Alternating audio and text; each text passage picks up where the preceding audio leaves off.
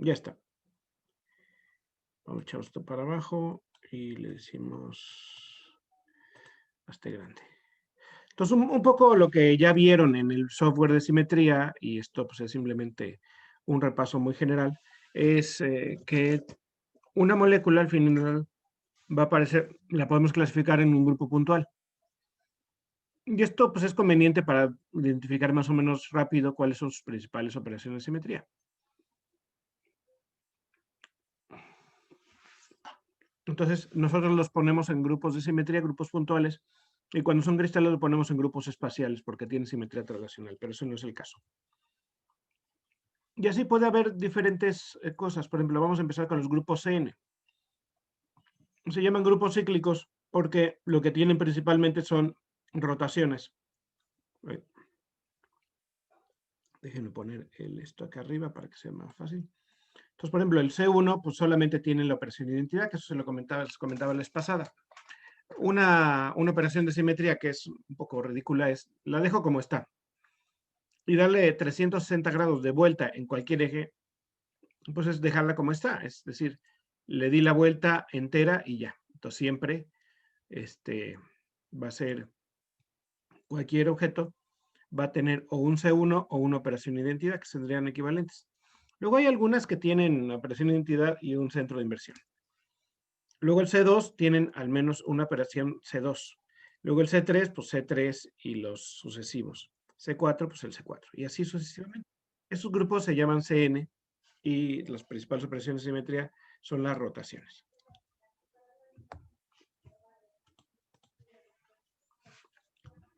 Un ejemplo de esto es, por ejemplo, la molécula de tricloroetano, donde tenemos los hidrógenos, la que tengo aquí abajo. Tenemos los hidrógenos de un lado y los cloros del otro. Entonces yo puedo poner un eje de rotación aquí, un C3, y pues puedo rotarla a 120 grados y voy a tener la operación de identidad. O esta que es el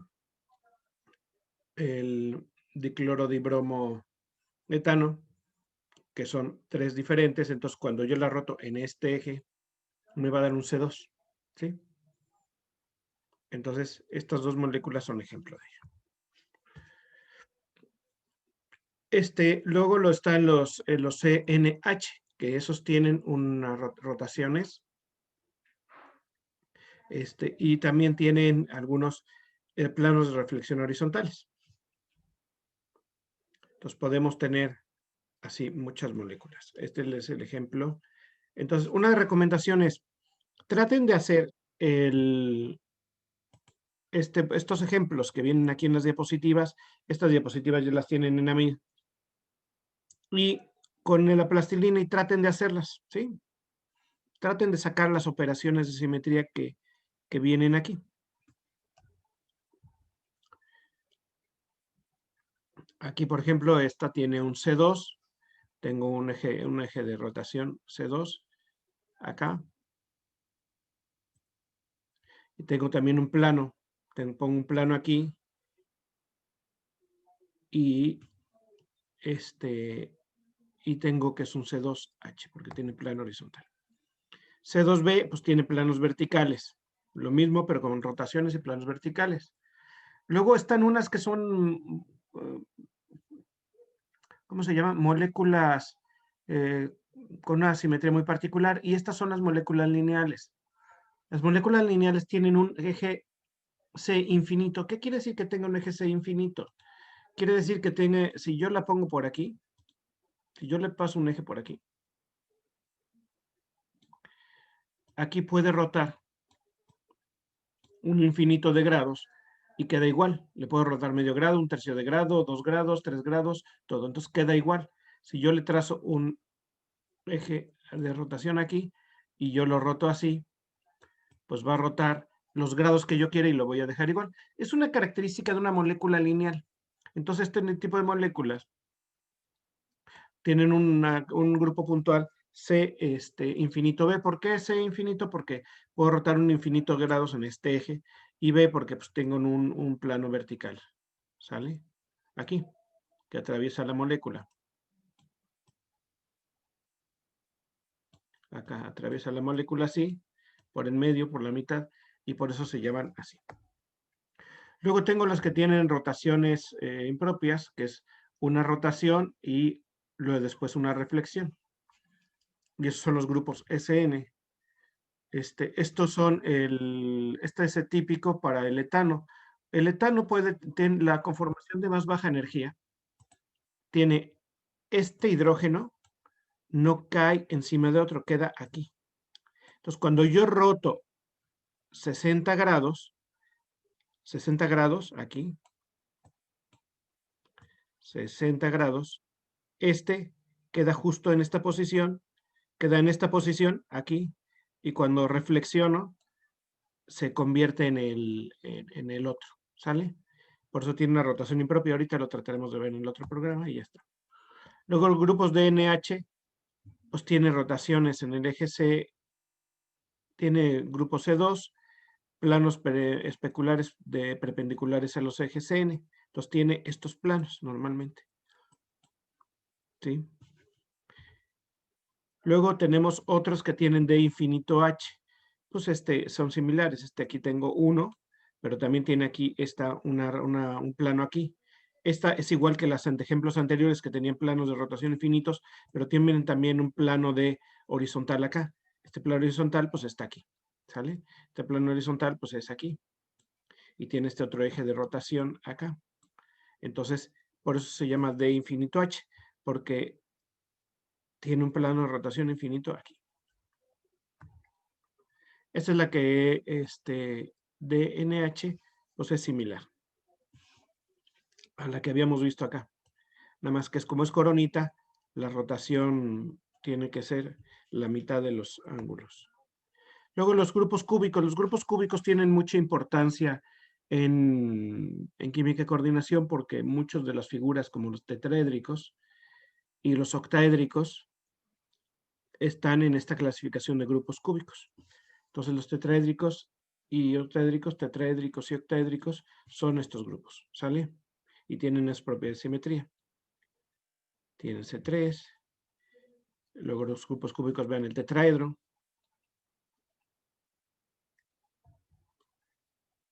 Estos son los llamados grupos cúbicos. Por ejemplo, el típico ejemplo de un grupo octaédrico pues es el SF6 y pues tiene aquí un montón de rotaciones, un montón de rotaciones, un montón de planos, un montón de planos y luego también tiene por acá, si paso por aquí en medio, en el eje, lo que sería perpendicular al eje facial, a la cara facial en una cara del octaedro, también tiene algunos ejes de rotación.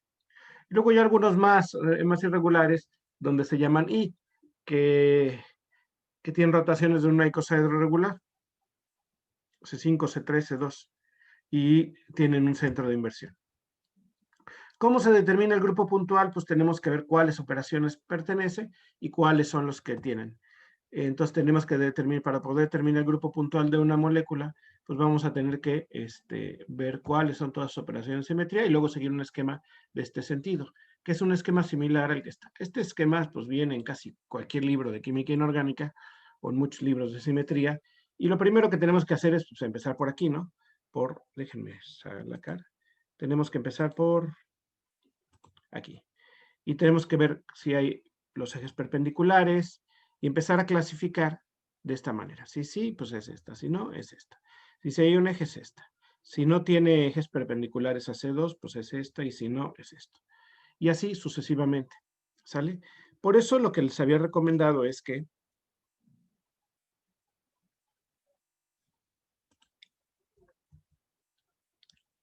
se fueran, permítanme un segundo. Química. Ay.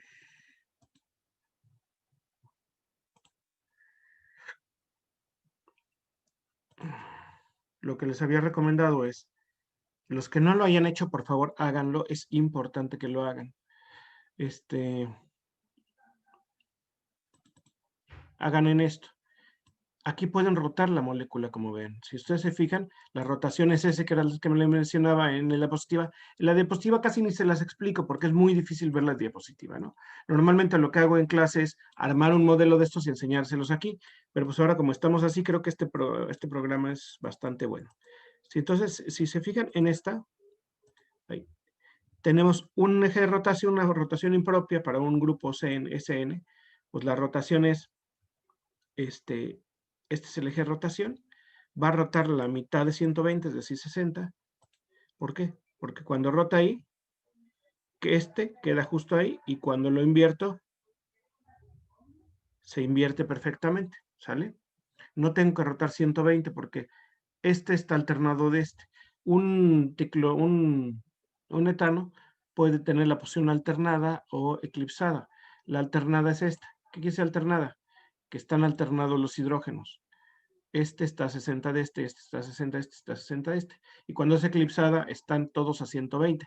Esa posición eclipsada no es la normal porque hay repulsión electrón-electrón, que es muy pequeña, es de más baja energía. Entonces, la operación impropia de rotación impropia, pues es simplemente la rotación, la media rotación, y luego la reflexión sobre ese plano. Por eso son dos operaciones de simetría combinada. Cuando yo hago esto mismo, pues es lo mismo, nomás que hice -1, pues para el otro lado. ¿Sí? Entonces, y cuando yo me voy, este es el tutorial donde les vaya enseñando. Y lo que van a hacer es tratar de entrar al challenge y tratar de hacerlo ustedes. Entonces, por ejemplo, si ustedes dicen el acetileno, le tienen que empezar a tratar de decir, esta molécula tiene un eje infinito de rotación, C infinito. ¿Quién dice sí? ¿Quién dice no? Yo digo que sí. ¿Y cuál Igual sería? digo que sí. ¿No? Si Sí. está aquí, Sí. nos saldría, a ver, déjenme abrir el chat para los que pongan que sí. Entonces decimos sí. Luego, esta molécula tiene un centro de inversión. Si yo pongo un centro de la molécula, ¿puedo pasar toda la molécula de aquí y todo esto de molécula para acá? Sí. Sí. Sí. Vamos a checar las respuestas. Sí. ¿Sale?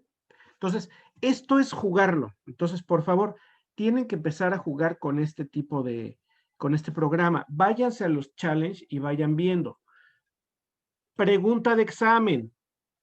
Voy a agarrar un compuesto de coordinación muy simétrico, es decir, un octaedro, una bipirámide trigonal, un cuadrado simétrico, no que todos los sustituyentes sean iguales. O sea, lo más sencillo. Contra más simétrico es más fácil localizarlo. Y lo que voy a hacer es y lo que voy a hacer es que en el examen les voy a pedir que me den las operaciones de simetría, la mayor parte de las operaciones de simetría y el grupo puntual al que pertenezca. ¿Sale? Entonces, una de las recomendaciones es que ustedes se metan a un libro o a las diapositivas y se impriman una tablita de estas o la tengan a mano para que cuando traten de clasificar cuál es el grupo puntual de simetría de la molécula, lo hagan de esa manera. En esto de la clasificación del grupo puntual no hay más que ver los ejemplos, entender por qué es cada uno y luego tratar de reproducirlos y tratar de clasificarlo. Pero ya le estoy diciendo una pregunta del examen, lo cual siempre es muy barco de mi parte, creo.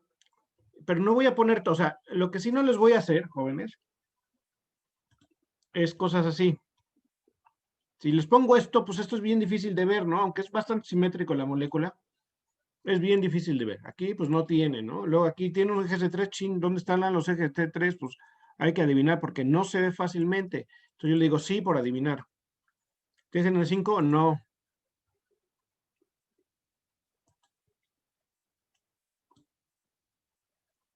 Sí. No. ¿Ven? Pero verlo no es fácil, una molécula complicada. Lo que sí es más fácil verlo es en un ejemplo de una molécula más sencilla, en compuestos de coordinación. Entonces, échense los ejercicios de los compuestos de coordinación o de las moléculas sencillas y los grupos más simétricos. ¿Sale? Por ejemplo, vean los de Vean este. Este es fácil, ¿sí?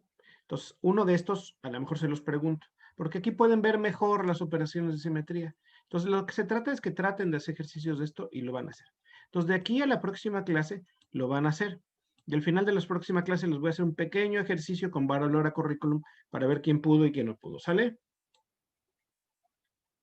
Lo que sí es lo que les digo es, no hay no hay magia. Tienen que saber. O una molécula sencilla, por ejemplo, si no me saben sacar las operaciones de simetría de una molécula como el agua, pues es que no han revisado nada. Entonces tienen que ir al tutorial y tienen que irse a ver el agua y tienen que ver cuáles son las operaciones de simetría del agua. Dice, tengo un C2. ¿Cuál es el C2? Esto. ¿Y por qué es un C2? Porque si yo la roto en ese eje 180 grados se queda igual. Pues que tiene un plano de reflexión. Claro, pues ahí está, ¿no? Yo puedo partir la molécula ahí y le digo que tiene un plano de reflexión vertical, ¿sí? Y luego tiene otro plano de reflexión acá, que es sobre el plano de la molécula. Entonces yo lo que les decía, todas las moléculas planas, totalmente planas, así como esto, tienen planos de reflexión en este sentido. Si tienen 3 átomos, seguro tienen un plano de esos, porque no hay manera de que estén fuera de ese plano 3 átomos. Cuando ya entra un cuarto átomo ya pueden tener un ángulo diedral. Con un ángulo diedral es el ángulo con respecto a un ángulo de desviación con respecto a este plano. Entonces, eso ya pues, hay cosas que caen por su propio peso para moléculas pequeñitas. Por ejemplo, para el metano, tengo los ejes C3, que esos no son tan fáciles de ver en el metano, fíjense.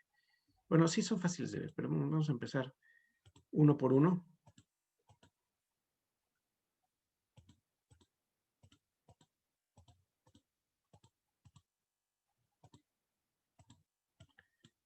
Pues estos son muy fáciles de ver, estos son los más fáciles de ver. Luego hay algunos que no son tan fáciles de ver, que son los C2. Si yo pongo un C2, estos son los que no son tan fáciles de ver. ¿Por qué no son tan fáciles de ver? Vamos a ver. Yo les digo aquí, fíjense. ¿Dónde está? Cuando yo si yo pongo de frente y yo lo roto, ¿cómo queda? Son 180 grados. 1, 2. Si yo lo pongo en otra posición para que se vea mejor, 1, 2. O sea, son 180 grados. Porque está así. Véanlo ahí y vean. Hasta que roto 180 grados. Estos son más difíciles de ver. Y también, el metano, parece que es una cosa muy sencilla y tiene rotaciones impropias. Como se fijan, estos están arriba y estos abajo, ya me da la idea de que voy a tener rotaciones impropias. ¿Por qué tengo rotaciones impropias? Déjenme quitar esto.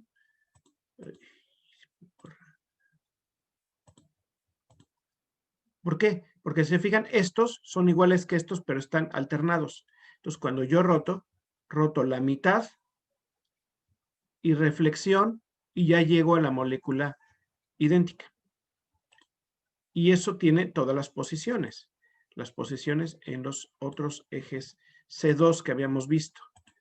¿Sí? Ahora es la mitad de ese C2 con una inversión. Y así. Y tiene una reflexión aquí, muy bonita, que es, bueno, tiene varias reflexiones en cada uno de los sentidos, pero es básicamente la misma, orientada diferente. Pues, vean, es esta, y pues cada pareja de hidrógenos va a tener ese mismo plano. Esta y esta, ¿sale? Luego también puedo tener esta y esta. Contra más simétrica sea una molécula, más operaciones de simetría voy a ver. Entonces, si yo le digo aquí en el tutorial, el gallery, a ver si encuentro el C60. A ver si están. No estaba en gallery, a ver si estaba en el challenge. El C60. Aquí está, a ver, Vean este.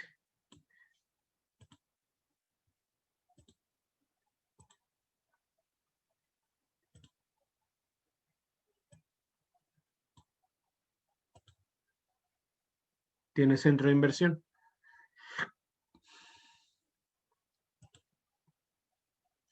Entonces, bueno, jueguen con por favor. Y esto lo revisamos la próxima clase haciendo un ejercicio. Van a hacer un ejercicio en la próxima clase. ¿Dudas hasta aquí?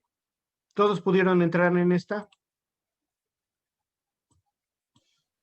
Sí.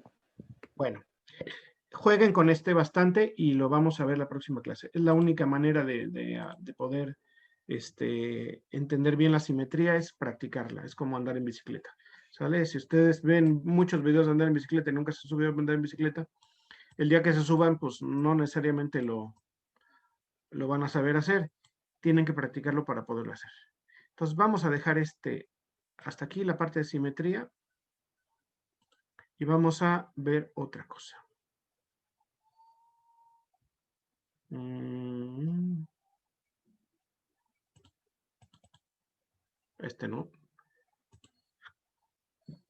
Perdón.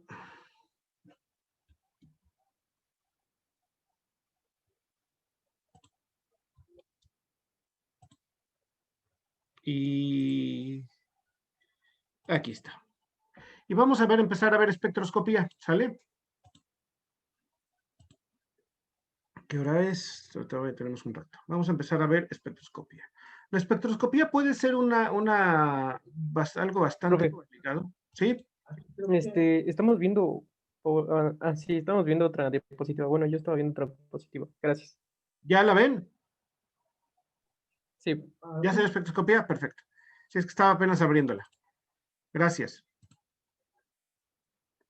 Entonces, vamos a ver espectroscopía. La espectroscopía es un área complicada, que es un área más de la física que de la química, pero la aplicamos mucho en química, sobre todo en la parte de compuestos de coordinación, es bastante útil y ha sido muy utilizada. Entonces, por eso me gustaría ver algo de eso en esta clase. Hay un lenguaje muy particular de la espectroscopía, que es prácticamente lo que me gustaría ver en la clase de hoy. Y entender sobre todo de dónde salen esos lenguajes y de dónde salen esas cosas que vemos en la espectroscopía. Para empezar, vamos a repasar un poco de lo que ya vimos, que es efecto Jahn-Teller, pero un poco visto más desde el punto de vista. Las diapositivas están en AMID, estas diapositivas ya las tienen en AMID, y tienen mucho texto, como les comentaba en la clase pasada, estas diapositivas en esta clase, porque también pretenden que sea una especie de apuntes, no solamente para leerlo, o sea que si lo leemos, podemos estudiar de ellas, a diferencia de la mayoría de las diapositivas, de la mayoría de las clases, que son imágenes y no vienen explicadas, entonces al ser tener explicadas, pues pueden ayudarles. Entonces, con esto se los digo para que lo lean con calma también después de esta explicación, ¿sale? Estas mismas diapositivas. Y dice espectroscopía, para poder apreciar cómo se puede medir el valor de 10 de Q, examinemos casos sencillos. Es decir, nosotros ya vemos en algunas teorías sencillas, como la de campo cristalino, que algo importante es ¿cómo se llama? El desdoblamiento de los orbitales, es decir, la ruptura de la generación orbital. Y esto me da muchas explicaciones de cómo son algunas propiedades, entre ellas las espectroscópicas. Ya vimos que con teoría de campo cristalino, pues podíamos predecir así medio cualitativamente de qué color va a ser, porque podíamos ver que las absorciones van a ser o de mucha energía o de poca energía. Y partimos de un hecho, que estamos partiendo de un hecho sabido, o que ya se lo estamos diciendo antes, que es que en los compuestos de coordinación, la mayor parte del color en los compuestos de coordinación tiene un origen en los orbitales D y en los electrones D, en las transiciones de los electrones D. Y esas transiciones son del orden de energía que caen entre el visible o ultravioleta visible. El ultravioleta va de 200 a 350 y el visible va de 350 a 360 a 800. Entonces, en el rango de 200 a 1200 nanómetros, vamos a ver muchas transiciones posibles correspondientes a los electrones D. Y eso da una característica muy especial a los compuestos de coordinación, que es que sean de colores visibles. Entonces, muchos compuestos de coordinación, como históricamente se desarrollaron y clasificaron, fue porque tenían un color particular. Y nosotros podemos calcular ese color o estimar ese color, pues, y pues se lo vamos a atribuir un desdoblamiento, que es lo que ya habíamos visto en campo cristalino, que era el delta octaédrico o 10 de Q, si es que tenía una geometría octaédrica. ¿Sale? Entonces, uno de los, para poder empezar a estudiar espectroscopía, pues empieza con el caso más sencillo, que es el de el titanio 3+, porque el titanio 3+ es muy simple por la sencilla razón de que es un D1. Entonces, si yo voy a tener transiciones de electrones de un nivel D a un nivel D superior, pues lo más sencillo es poner un solo electrón donde no tengo nada que me estorbe. Entonces, si nosotros observamos el espectro de la región visible, presenta una sola banda centrada en cerca de 500 nanómetros, el cual corresponde a una frecuencia de esto.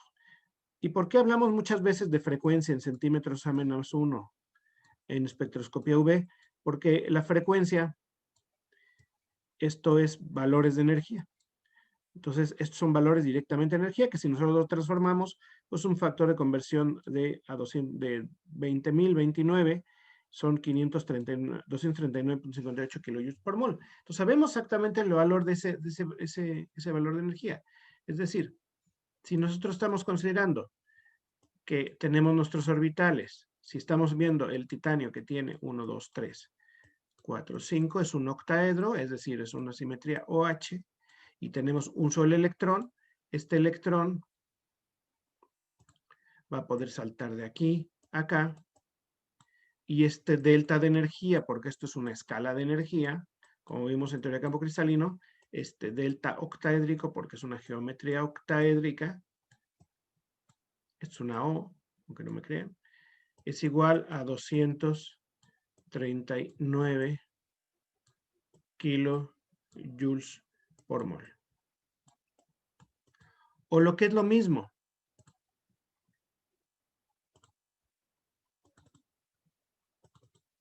o lo que es lo mismo, 20.029 centímetros a la menos 1. Entonces, cuando nosotros hacemos una gráfica de espectroscopía espectroscópica, lo que nosotros vemos es, graficamos o longitud de onda o centímetros a la menos 1, que la frecuencia en centímetros a la menos 1. Si graficamos en función de centímetros a la menos 1, es un 1, lo que vamos a ver es que tenemos una escala de energía. Si graficamos longitud de onda, como es el caso de esta gráfica que tenemos aquí, lo que tenemos es el inverso de la frecuencia, es decir, longitud de onda en nanómetros, y eso es inverso de energía. Es decir, a menores números tenemos mayor energía, a mayores números tenemos menor energía. Y la transición se centra prácticamente en 500 centímetros a la menos 1.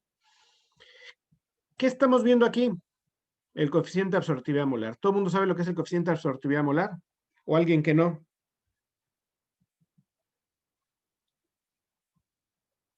¿Sí o no? Sí. No. A ver, alguien por ahí dijo no. Entonces, no chat. Ahí. Chat, entonces el chat ahí dice. Entonces, sí, un espectro, normalmente lo que hacemos es, cuando, es que depende del semestre, no necesariamente han hecho espectros ultravioleta visible. Entonces, lo que hacen ustedes es poner en una celda, normalmente, pues como un cubito la celda.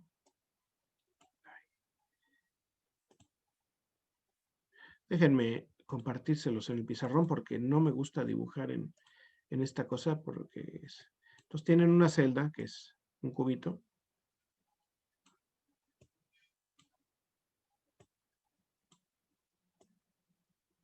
Ay, perdón.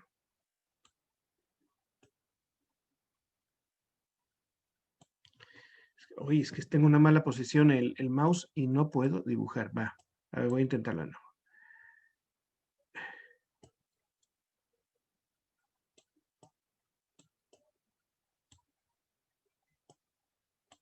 Tienen una cubetita, ¿sí? Que la cubetita suele tener esta forma.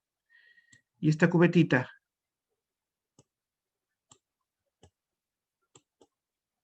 es una cubetita cuadrada.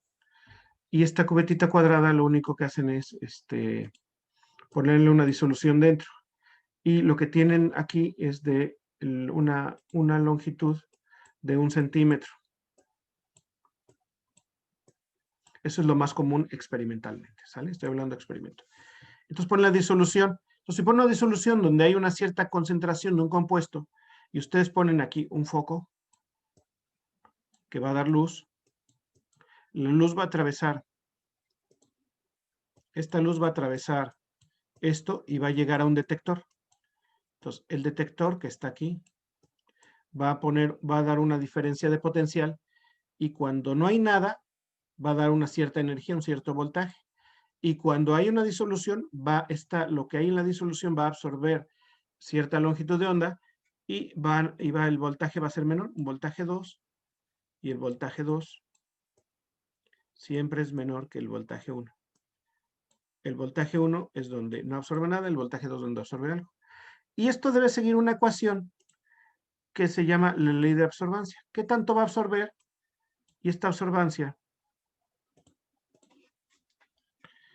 va a ser igual a ELC, donde C es la concentración, contra más concentrado va a ser más absorber.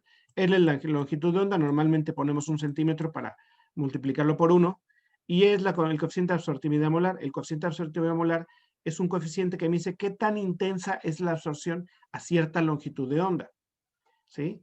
Y es característico de cada sustancia. Entonces, cuando yo grafico esto, el espectro, y esto es importante que lo tomen en cuenta, yo lo que estoy graficando es el coeficiente en muchos casos no es la absorbancia, sino el coeficiente absortivo molar. Eso lo hace independiente de la concentración de la sustancia.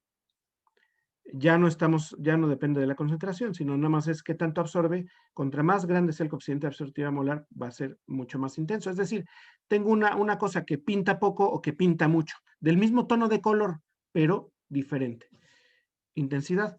Y podemos tener coeficientes de absortividad molar que pueden ir más o menos de alrededor de 0. Algo, 0.1 o menos, hasta 10.000, 20.000, 30.000, 40.000, hasta miles, ¿no? Muchos miles. Entonces, los coeficientes de absortividad molar tienen diferente. Entonces, vamos a tener dos parámetros en un espectro. ¿Qué tanto absorbe y la energía con la que lo absorbe? Y son dos parámetros independientes.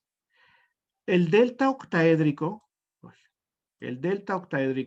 o el 10 de Q, se correlaciona, es proporcional a la longitud de onda, no a la intensidad, sino a la longitud de onda o a la frecuencia.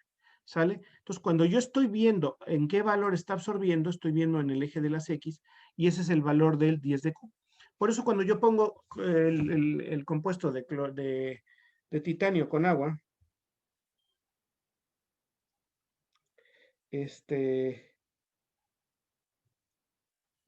lo que entra en el examen, el espectro del titanio con agua, lo que yo veo aquí es que el 10 de Q se correlaciona con eso, o el delta octáedrico, no con esta intensidad. Esto se correlaciona con la probabilidad de que ocurra la transición. Ustedes van con su mejor amigo y le piden, oye, dame 1,000 pesos. ¿Qué tan probable es que les dé los 1,000 pesos? Un número muy grande. Normalmente la probabilidad va de 0 a 1. 1 es que seguro les da, 0 es que no les da. ¿Sí? Entonces, bueno, teniendo eso claro, las ideas, qué es la longitud de onda y qué es el X y qué es el Y, nosotros vemos que esto es el producto de la T2G y la CG, que es lo que les mencionaba. El electrón va a estar en estado basal y va a estar en estado excitado y va a absorber o más energía o menos energía, porque lo provoca este salto. Entonces yo sé que ese salto en el titanio de agua, como solamente es un electrón, viene en un nivel que se llama T2G y pasa a un nivel que se llama eje. Del estado basal al estado excitado. Si se fijan, el estado excitado ya tengo el electrón en eje. En el estado basal lo tengo en el T2G, según campo cristalino. Y nosotros escribimos la transición así, del eje que no tengo nada y el eje que tiene, el T2G que tiene 1, me pasa al eje que tiene 1 al T2G que no tiene nada, ¿sí? Del basado, etc. Y esto es muy sencillo, si toda la espectroscopía fuera eso, pues ya habríamos acabado. Pero la espectroscopía nos puede dar más información. Si ya veo que ya vimos que puede haber distorsiones de un octaedro, esto es un octaedro perfecto, esto de aquí es considerado un octaedro perfecto, esto de aquí es ya viendo que el octaedro se puede distorsionar y que ocurre una distorsión que ya investigaron ustedes, que se llama distorsión tetragonal o efecto Jahn-Teller, y lo que nos dice es que va a haber una repulsión para disminuir la simetría y de esta manera que va a haber una pérdida de la generación orbital entre los T2G y los EG, y eso me va a dar como consecuencia que sean sistemas de menor energía, es decir, vamos a disminuir y puede ser de dos, o que se me alarguen los axiales o que se me acorten los ecuatoriales, dando como consecuencia como si se me acortaran los axiales, ¿sale? Entonces, distorsión tetragonal, y la distorsión tetragonal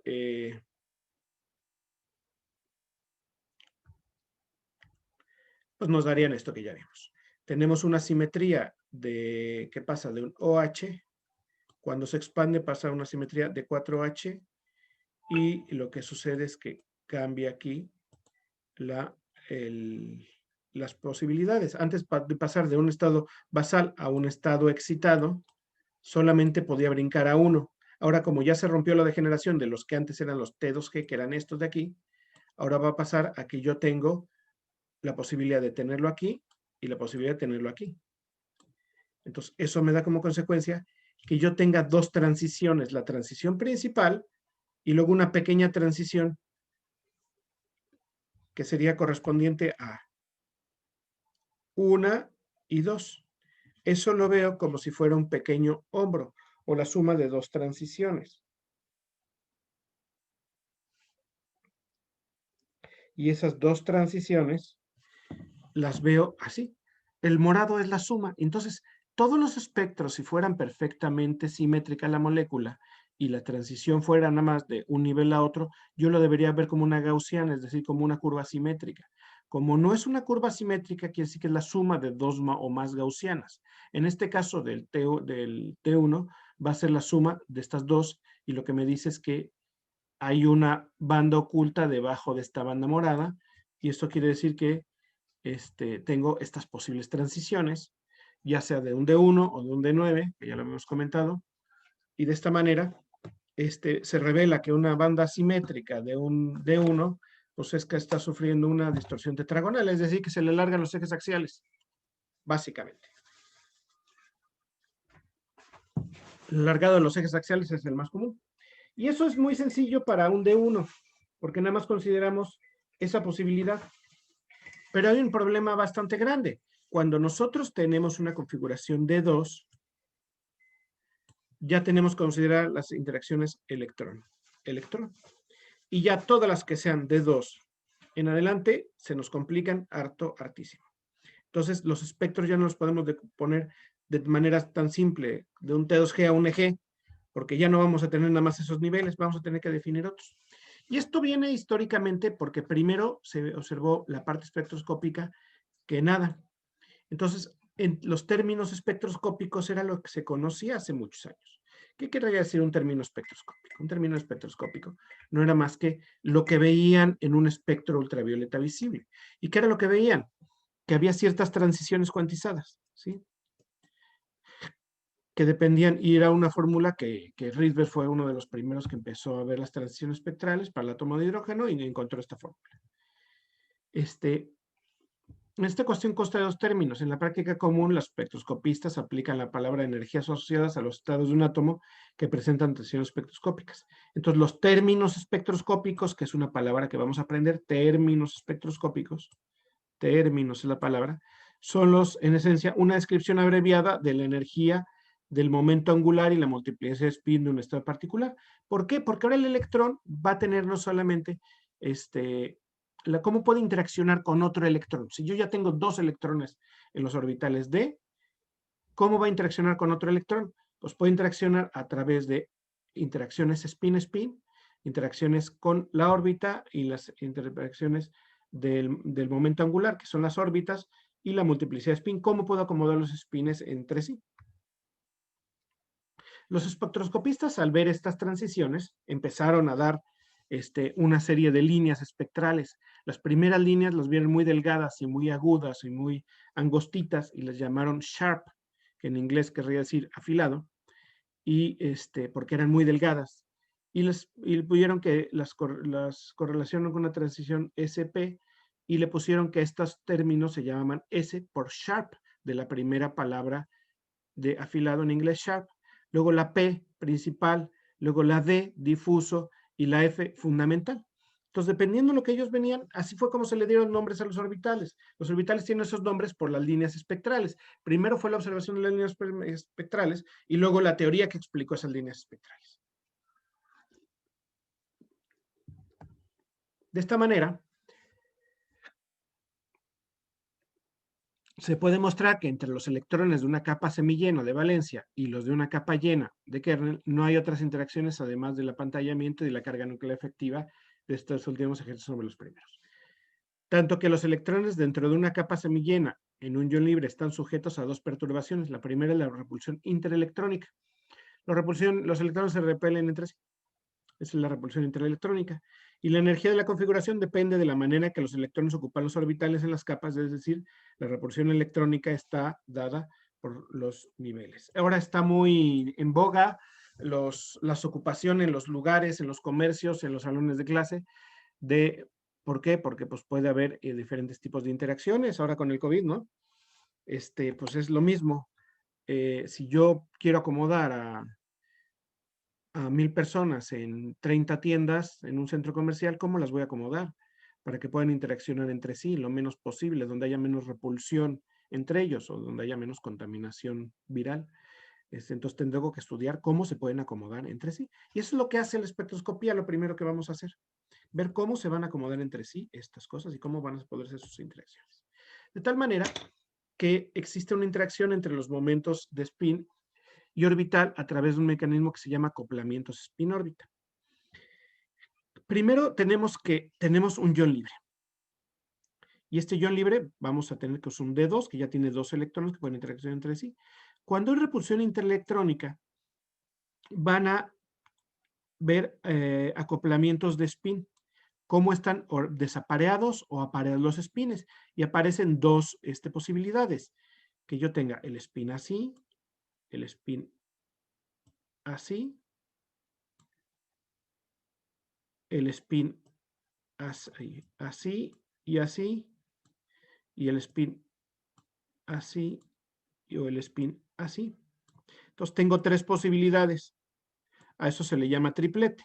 Y cuando solamente la tengo así, tengo una sola posibilidad, y eso se le llama singulete, porque es solo una posibilidad, y eso se le llama triplete.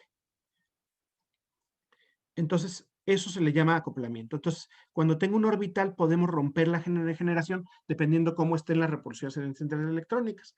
Pero cuando empezamos a poner cómo se acoplan estos spines con los momentos angulares orbitales, vamos a ver que se puede romper la degeneración nuevamente. Entonces, ya tenemos un montón de posibles transiciones. Un montón de posibles transiciones, ¿sale? Y esto es lo que da origen a los espectros cuando ya tenemos más de 2 electrones. Entonces, si se fijan, de algo muy sencillo, podemos pasar a algo bastante más complicado simplemente viendo la interacción spin-spin y spin-orbital.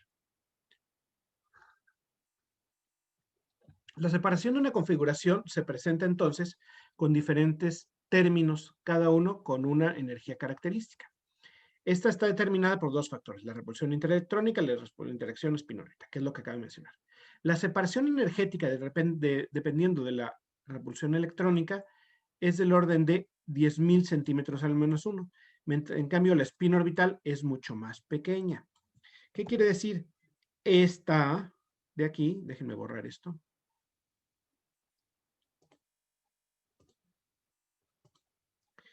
Esta separación es mucho más grande que esta.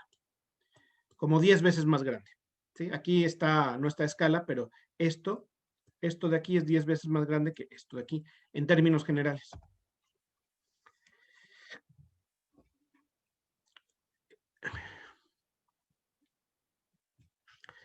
Vamos a ver ahora. Se debe de recordar las siguientes definiciones. Un término es un nivel energético que surge de una configuración que se caracteriza por el momento angular orbital total y normalmente lo clasificamos con la letra L. ¿Se acuerdan que cuando estamos hablando de niveles energéticos en el átomo monoelectrónico, hablábamos de número cuántico S, número cuántico M, número cuántico L, ¿se acuerdan de eso? Pues aquí va a ser lo mismo, nada más que ahora vamos a tener más de 2 electrones. Y el momento angular de spin, este es el orbital, el L, es el orbital, y tiene el mismo sentido que tenía en sentido monoelectrónico. Y el S, pues vamos a tener el S. Antes, cuando teníamos un solo electrón, nada más podíamos tener un medio o menos un medio. Ahora, cuando tenemos más electrones, podemos tener muchas posibilidades. Entonces, este valor puede ser 0 cuando tenemos todos los electrones apareados, puede ser un entero positivo o un semientero. Por ejemplo, si tuviéramos 5 electrones apareados, el spin total sería 5 y medios. Si tenemos 3 electrones apareados, 3 medios.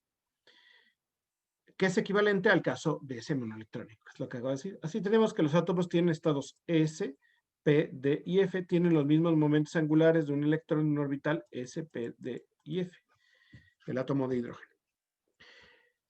Ahora se puede definir el número cuántico L, que tiene la misma relación con el estado atómico, que la L tiene una órbita, es decir, L igual a 2 describe a un estado D, ¿se acuerdan?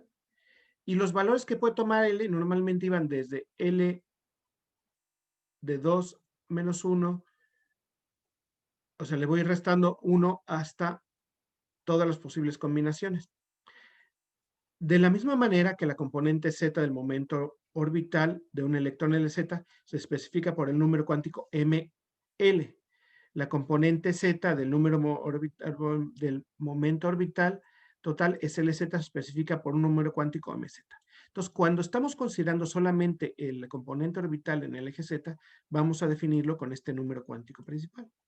De tal manera que yo puedo definir un montón de variantes de posibles números cuánticos en este sentido. Entonces, fijan las posibles combinaciones de los que puedan tener cada uno de los electrones. Pueden ser bastantes. El número posible de ML está dado por de M más de L1 más L2 más L3 hasta MLN. Y los DS, pues como siempre, son la suma de los spins particulares. ¿Sí? El momento angular total de un electrón cualquiera es la resultante de las contribuciones del vector del momento angular y el de spin. Es decir, el número cuántico J que ahora vamos a definir es la combinación de las L's y S's. Entonces voy a tener un valor típico de L más la combinación de S que me permita, y esto me va a poder definir el número cuántico principal, un número cuántico nuevo que es el J. De esta manera, las posibles J's que pueda tener van a ser las que ya tienen más electrones, las combinaciones de las L's y las S's que podemos tener. Entonces, esto me da un montón de posibles juegos. Y esto lo vamos a caracterizar como un término espectroscópico. ¿Y qué va a ser un término espectroscópico? Déjenme ponerles otro color, porque si no, no se va a ver nada. Un término espectroscópico va a ser esto. Lo vamos a poner así. Dice, el origen de los valores de J puede concebirse como el resultante de la suma vectorial de las dos contribuciones. El número de valor J puede adquirirse cuando L es mayor que S, es decir, será igual a 2S más 1. Un término se etiqueta empleando sus valores de L, S y J. Es decir, un término no es más que un símbolo que me va a agrupar los valores de L, los valores de S y los valores de J. J lo voy a escribir acá abajo a la derecha, S va a ser este y L va a ser el valor que tome aquí, ¿sí?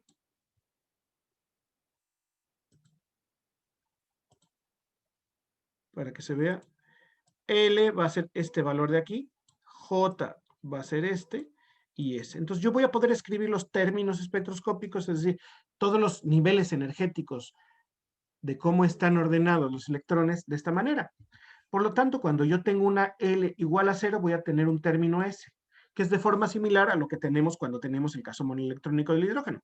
Cuando tengo una L de 1, tenemos P. Cuando tengo una L de 2, podemos tener un D. Cuando tengo una L de 3, podemos tener un F. Pero ahora como yo tengo mucho más electrones, tengo mucho más fácilmente posibilidad de encontrar mayores cosas. Normalmente con un átomo monoelectrónico yo no puedo tener más allá de orbitales F. ¿Por qué? Porque ya me ocupé todos los electrones que puedo tener. Entonces lo que ahora tengo es que ahora con los términos, como es las posibles combinaciones de todo, yo voy a poder tener fácilmente términos que correspondan a términos más complicados que voy a llamar G, H o I.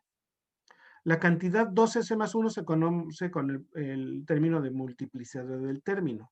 ¿Esto qué quiere decir? Que si yo tengo el spin total igual a 0, es decir, todos están apareados, lo voy a llamar singulete. Cuando tengo un medio, lo voy a llamar doblete. Y eso también se correlaciona un poco que puedo tener electrón de este lado así, o lo puedo tener así. Entonces tengo estas dos posibilidades, por eso se llama doblete. Cuando tengo triplete, lo puedo tener así, así o así. Los dos. Entonces por eso se llama triplete. Y así sucesivamente. Entonces los términos de multiplicidad de spin se asocian con las posibilidades. Espectroscópicamente lo que veían es que dependiendo del número de electrones que tenía apareado, podían ver mayores, más o menos transiciones. Y veían dos banditas, le llaman doblete. Si veían tres banditas, le llaman triplete. Si veían cuatro banditas, le llaman cuádruplete. Y en las posibilidades de acomodo de los spin cuando hacían los espectros en ciertas condiciones. Y el valor de J se pone como subíndice en el término. ¿Sí? De tal manera que en el mundo real, considerando las transiciones de un orbital de 1s al 2p en un átomo de hidrógeno, los términos, si nosotros ahora consideramos términos, serían un término que es un S con una J de un medio y con una multiplicación de spin de 2. Va a tener una transición a un término P con una J de un medio y una multiplicidad de spin de 2. ¿Sí? Debido a que el término 2P tiene un poco más de energía que el 2P3 medios, la línea espectral se divide en dos, es decir, podemos tener estas dos transiciones que tienen diferente J, y por eso se le llama doblete, porque yo veo dos líneas espectrales. De ahí salen también de ahí salen originalmente los nombres de doblete, singulete y triplete, ¿sale?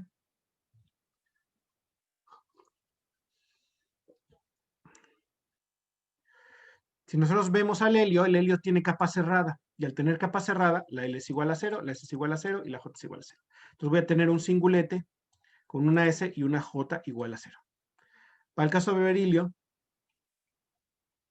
pues es parecido porque tenemos que las subcapas cerradas no contribuyen, que terminan tal como el caso del helio. Entonces el litio tiene un estado basal igual al del hidrógeno. Entonces estamos viendo que si nosotros vemos los estados basales en términos espectroscópicos, es decir, ya con interacción electrón-electrón, pues se parecen mucho a lo que está en la tabla periódica. Los gases nobles se parecen entre sí, los del grupo 1 se parecen entre sí. Y el berilio, como si se fijan, el berilio es 1s2, 2s2, ese es el berilio, pues está llenos estos S y están llenos estos DS. Entonces van a aparecer al del helio, al término del helio. Y así sucesivamente. No me voy a ir poniendo con cada uno de ellos, porque lo que quería es llegar aquí. Cada una de las posibilidades que tenemos se le vamos a llamar microestado. ¿Y cómo lo vamos a llamar? Pues dependiendo del principio de asignación de Pauling. Y lo que vamos a tener aquí es todas las posibilidades. Si yo tengo una ML, es decir, puedo tener una ML donde están estos electrones aquí, o aquí, o aquí. Y todas las posibles combinaciones. De estas posibilidades obtengo los valores de MS son los que suman. Si esto me contribuye con 0, voy a tener 0. Esto me contribuye con 0, voy a tener 0. Si me contribuye con 0, voy a tener 0. Aquí tengo 1 y 1, un medio y un medio, un 1. Un medio y un medio y un medio, 1. Un medio y un medio me da 1. Si ahora los tengo en sentido contrario, menos un medio y menos un medio me da menos 1, menos un medio me da menos 1, menos un medio me da menos 1. Y ahora si los tengo antiparalelos, aunque sea con diferente ML, voy a tener un medio y menos un medio me da 0, 0, 0, 0, 0 y 0. Por lo tanto, la suma de todas las MSLs puedo tenerlas de esta manera. Entonces, con esto yo puedo ir empezando a ver cómo son las MSLs y las MSS, ahora considerando esto, y llenar una tablita. Entonces, el número de microestados que puedo generar puede ser bastante grande. Aquí una forma de saber cuántos microestados están. El número de microestados que puedo tener, que es la combinación de todas esas MLs y esas MS, van a ser, ¿dónde estoy? Una configuración LX tiene que tener X electrones con un conjunto orbital con un número cuántico azimutal L, donde NL es igual a 2 a eso. Entonces, puedo poner, si considero esto, el número de microestados, pero vamos a un ejemplo para ver cómo se hace esto.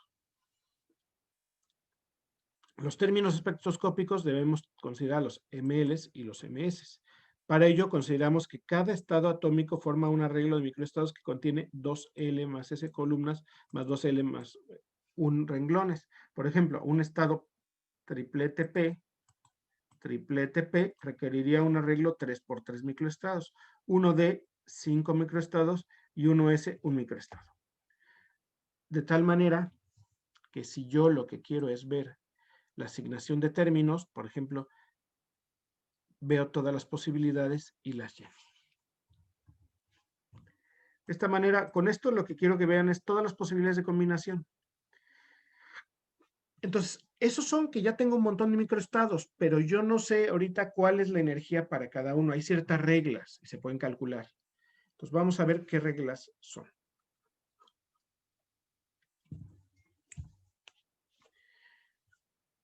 ¿Cómo están ordenados energéticamente? Pues estos se acomodan las interacciones de repulsión para separar los tripletes con electrones apareados y los singuletes, electrones apareados. Estos dos términos están separados por 10.000 centímetros al menos 1. En tanto que el acoplamiento spin-órbita separa con un orden de magnitud menos. El términos degenerados como el triplete P se separan aún más en presencia en campos magnéticos. Si nosotros ponemos un campo magnético, este método se conoce como el acoplamiento Russell-Saunders y puede emplearse para átomos con mayor número de electrones, que nosotros le ponemos un campo magnético, entonces obligamos. Es decir, si nosotros queremos asignar ahora para el carbono los posibles términos, resulta que si nosotros consideramos ya los spin órbita, que son los buenos, los que tenemos todo, de un orbital, de una configuración electrónica, 1s2, 2c2, 2p6, que en realidad la 1s2 no la estamos considerando porque es de core, sino nada más estas dos, yo voy a poder ver las transiciones entre un triplete P0, un triplete P1, un triplete P2, un singulete D2 y un singulete S0. Y cada una tiene estos valores de energía. Entonces las transiciones, los electrones que se consideren, si están aquí, pueden pasar acá, acá, acá o acá. Entonces, si se fijan, pues aquí ya no tiene nada que ver los orbitales atómicos con los términos. Las partes de las transiciones electrónicas espectroscópicas van a estar de acuerdo a este desdoblamiento spin-órbita que vamos a describir con estos términos espectroscópicos.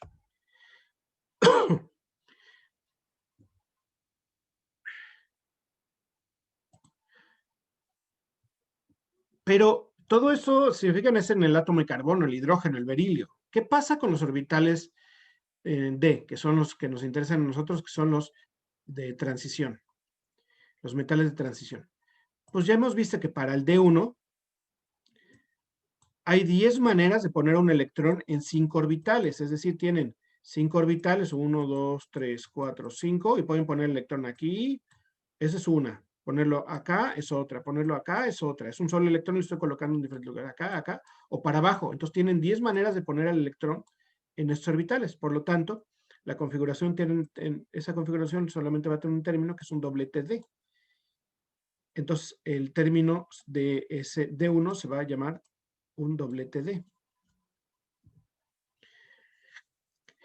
En el D2 ya hay muchas más posibilidades. En el D2, cuando yo tengo 2 electrones, hay 45 maneras de poner 2 electrones en 5 orbitales. Y los valores de ML de estos arreglos ocurren de la siguiente manera. ML más o menos 4 una vez. Luego 4, 2, 8, 9. Cuando tengo un ML más o menos 1, puedo tener, o más o menos 0, puedo tener 9 veces que se repite esta configuración. De tal manera que yo puedo tener 45 términos espectroscópicos con un arreglo de 2, que son las maneras que puedo arreglar los espines en los orbitales. Y esto me da que yo, si lo resumo en términos, voy a tener un 9 términos singulete G, un 5 términos singulete D, un término singulete S, 21 términos triplete F y 9 términos triplete P. Todas las posibilidades de transición espectroscópicas con dos electrones, simplemente por considerar una interacción electrón-electrón, se nos multiplican en este mare magnum de confusión, ¿sí? De muchísimas posibilidades de transición. De muchísimas posibilidades de transición, ¿sí?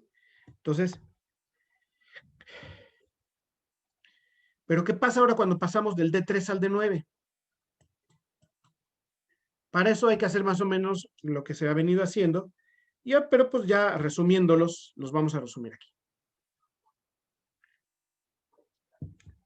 Las configuraciones, vamos a ver, estas son las que nos interesan más, que son las D1 y las D9, van a tener estos términos.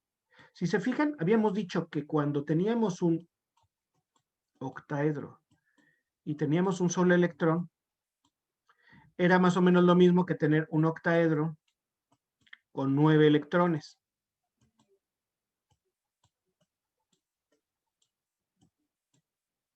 ¿Sí? Y que en este caso íbamos a tener, en lugar de un electrón, un agujero.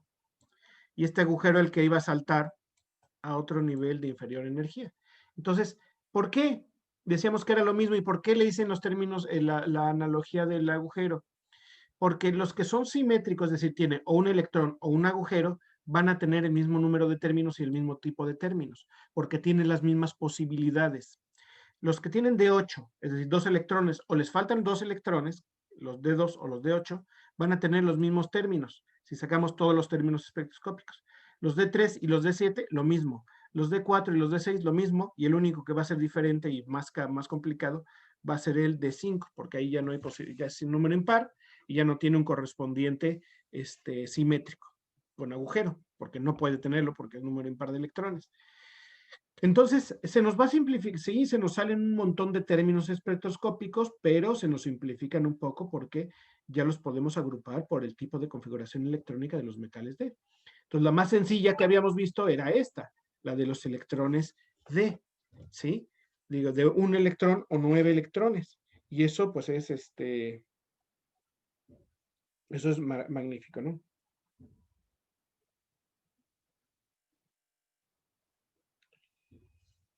Y eso es magnífico porque pues, ya no es tanto trabajo. Una vez que alguien ya hizo la tarea de sacar los términos espectroscópicos, pues simplemente nos vamos a esta tablita y ya vemos qué posibles términos espectroscópicos tenemos.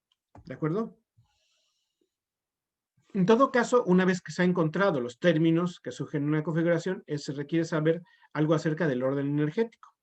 Porque ahí veo los términos, pero yo no sé cuál es menos energético y cuál más, cuáles electrones van a estar en dónde, porque siempre se van a acomodar de acuerdo a la regla de Hund. Van a empezar a llenarse primero los términos espectroscópicos de menor energía y los electrones van a saltar a los de mayor energía, de un término basal a un excitado. Para conseguir esto debemos de tomar en cuenta los siguientes. El término más importante será el que tiene la menor energía. El estado basal del sistema es el más importante. Los electrones van a tender a estar ahí. Esto se decide aplicando la regla de Hund, que plantea lo siguiente: el término que tiene mayor multiplicidad tiende a ser el de menor energía. Entonces ya tenemos una cierta idea de acuerdo a las reglas del famosísimo Hund, que es el término que tiene la mayor multiplicidad va a ser el que tiene menor energía. De los términos con igual de multiplicidad, el de mayor L será el de menor energía. Entonces ya podemos darnos una idea. Así es fácil, aunque muy laborioso en ocasiones, obtener el estado basal de cada configuración. Las energías relativas de los dos demás estados se pueden calcular empleando argumentos empíricos equivalentes. Aunque hemos indicado que para conocer los valores de energía exactos de los desdoblamientos del campo cristalino debemos considerar las interacciones electrón-electrón, si hay más de uno, Hasta el momento únicamente hemos visto el caso monoelectrónico, aun cuando fuesen muchos electrones de los que hablamos.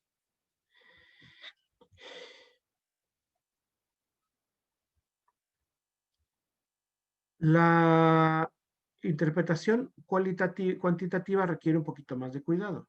Entonces, para poder separar cuáles son los de mayor energía o menor energía, se tiene que examinar con mayor detalle. ¿Sí? ¿Cuál tiene mayor L? ¿Cuál tiene menor L? ¿Cuál tiene mayor multiplicidad? ¿Y cuál tiene menor multiplicidad? Para poder valorar cuál es. De tal manera que, por ejemplo, al acercar los ligantes a un octaedro, en cada caso tendremos que si el doblete S2 es esféricamente simétrico y no se ve afectado por el campo y genera un solo estado. El doblete P en el campo octaédrico genera un estado triplemente degenerado. Si el campo es de menor asimetría, puede desdoblarse en varios estados.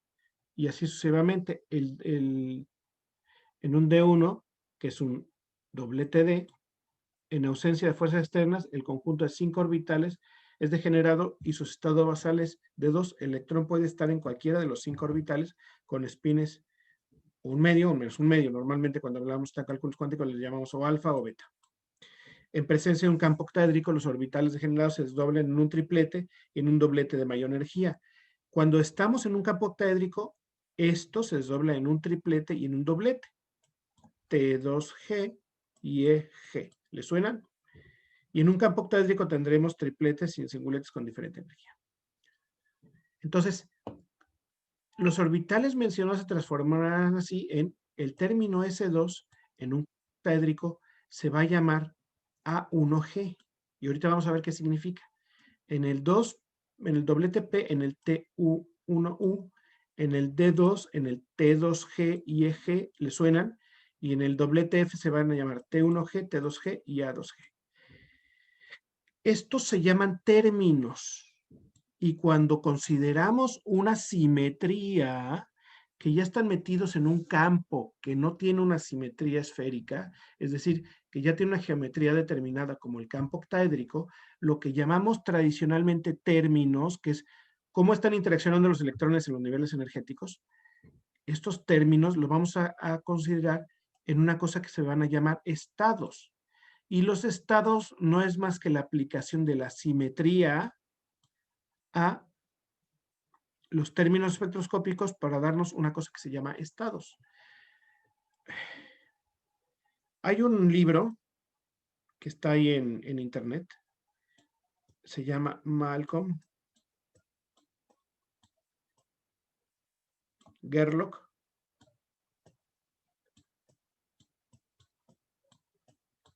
Creo que se escribe así su apellido, Gerlach.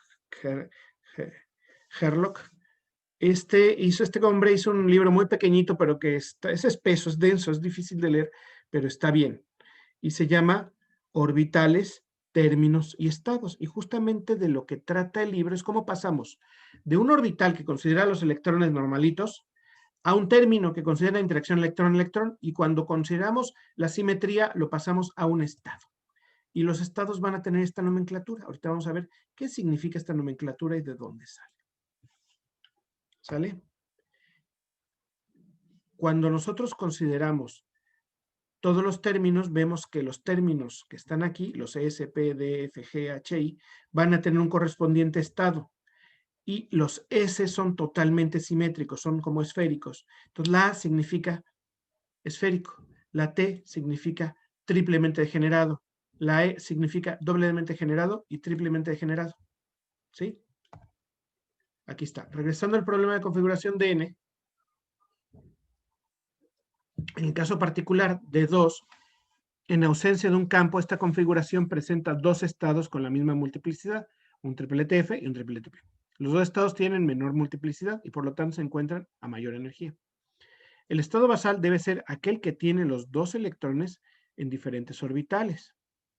Si se aplica un campo octaédrico, estos orbitales deben de ser dos de los orbitales T2G. Al excitarse uno de estos electrones para promoverlos a los orbitales eje, entonces existen dos posibilidades. La primera puede ser que el electrón promovido provenga de los orbitales el XZ o el YZ, al orbital X, el Z cuadrado o al orbital X cuadrado y cuadrado, que son los eje. Y lo escribimos de esta manera las configuraciones, ¿cómo estarían? La primera obliga a que los electrones estén en una misma vecindad, en el plano XY. Evidentemente, si el electrón procede de un XY, se puede arguir similar que los dos, se puede decir que las dos configuraciones resultantes tienen diferente energía. Cuando ambos electrones se promueven a configuración EG, se obtiene un estado energético adicional.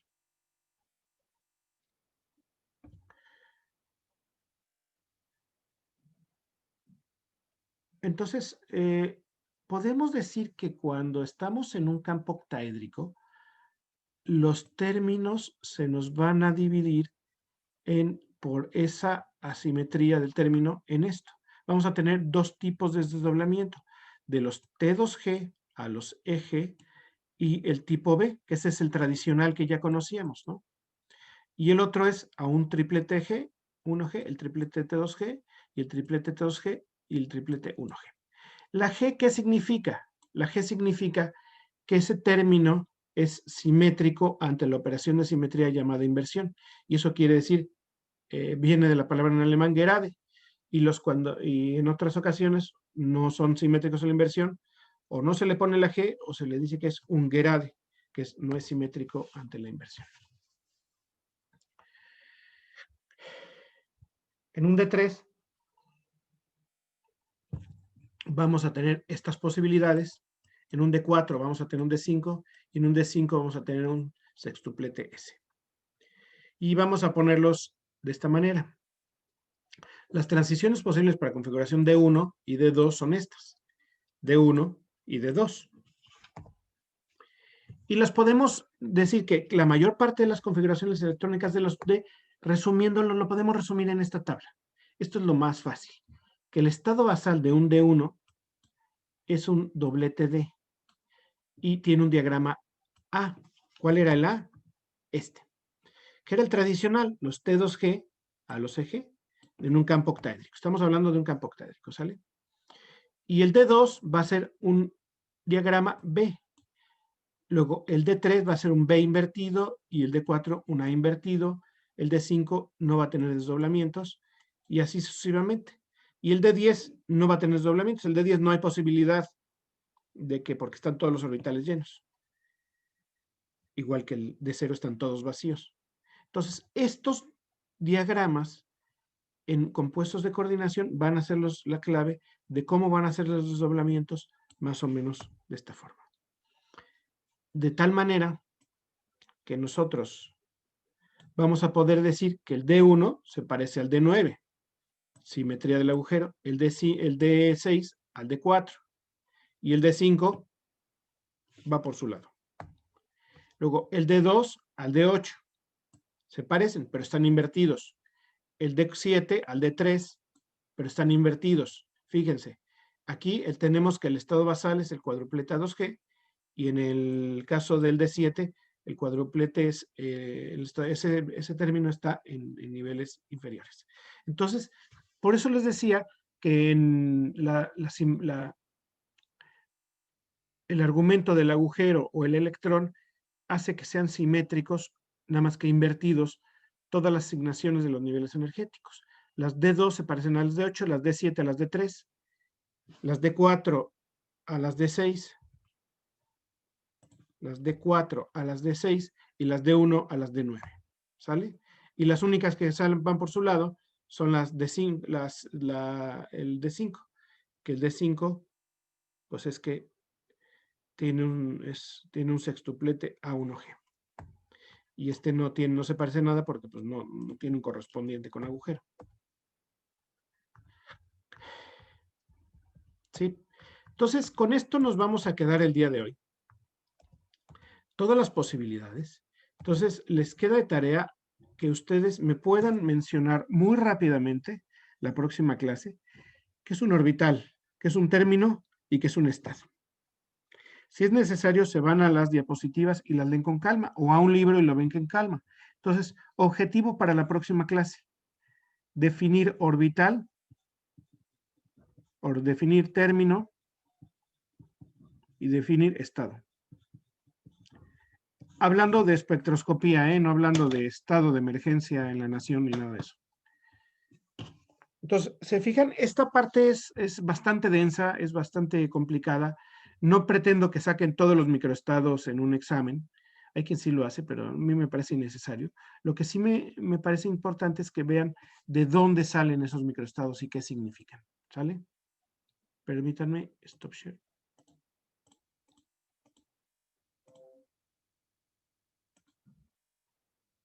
Orbitales, términos y estados.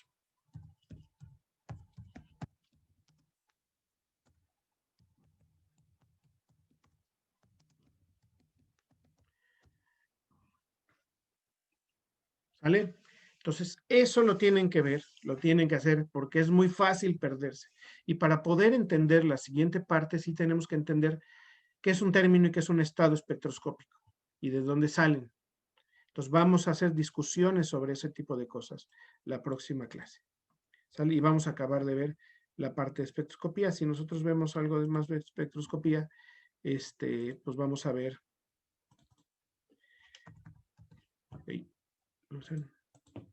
Vamos a ver la probabilidad de transiciones de las fases, cómo son ya en espectros en este tipo de cosas, cómo verificar cuáles son los espectros y cuál más y de cómo va a depender su intensidad y qué son cómo son las coeficientes de absortividad para cada caso, y luego ver qué es un diagrama de Orgel y un diagrama de Tanabe-Sugano, que somos los que vamos a ver. Y vamos a tratar de aprender qué es un diagrama de Tanabe-Sugano y hacer ejercicios de todo eso. Entonces, si quieren, lo dejamos aquí y sí requiere una lectura de su parte para que vayan asentando estas cosas que son bastante complicadas. Agarren cualquier libro de inorgánica y vean la parte de espectroscopía en compuestos de coordinación y va a venir esto explicado más o menos bien. ¿Sale? Bueno, jóvenes, recuerden que tienen una tarea de magnetismo para el día de hoy y tienen una, ¿cómo se llama? Y tienen que checar esto. Entonces, vamos viéndolo. ¿Sale? Bueno, los voy a tener que dejar porque tengo un examen en 30 segundos. Vale, gracias, profe. Vale, nos estamos viendo. Cuídense.